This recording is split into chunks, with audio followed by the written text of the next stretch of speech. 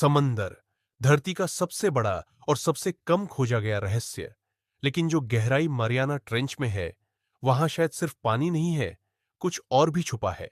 एक ऐसा साया जो इंसानी सोच से परे है। साल 2025, दुनिया की सबसे आधुनिक submarine deep site 9 Merina tench की सबसे गहरी जगह की ओर रवाना होती है। 5 वैज्ञानिकों की टीम एक एआई सिस्टम के साथ धरती के सबसे रहस्यमयी हिस्से की खोज में निकलती है। मिशन का मकसद था समंदर की गहराइयों में जीवन के नए संकेत ढूंढना। लेकिन वहां उन्हें जिंदगी नहीं, मौत का सामना करना पड़ा।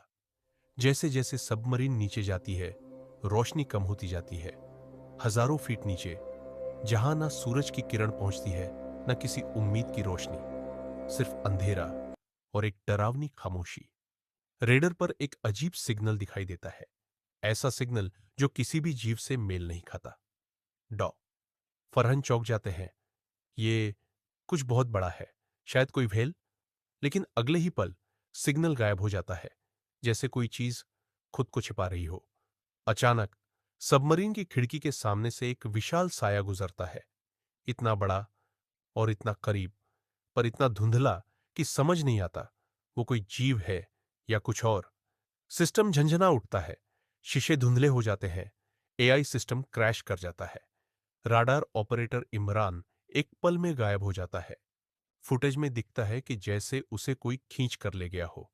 लेकिन सवाल यह है, वो सबमरीन के अंदर था तो गया कहां? तभी एक पुराना सिग्नल डिकोड होता है, 1960 के एक मिशन का, जो लापता घोषित कर दिया गया था।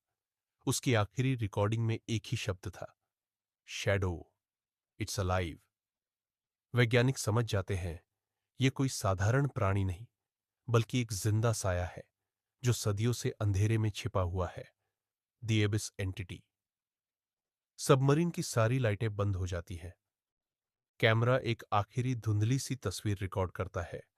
एक आंख, इतनी बड़ी जैसे पूरा सबमरीन उसकी निगाह में समा जाए।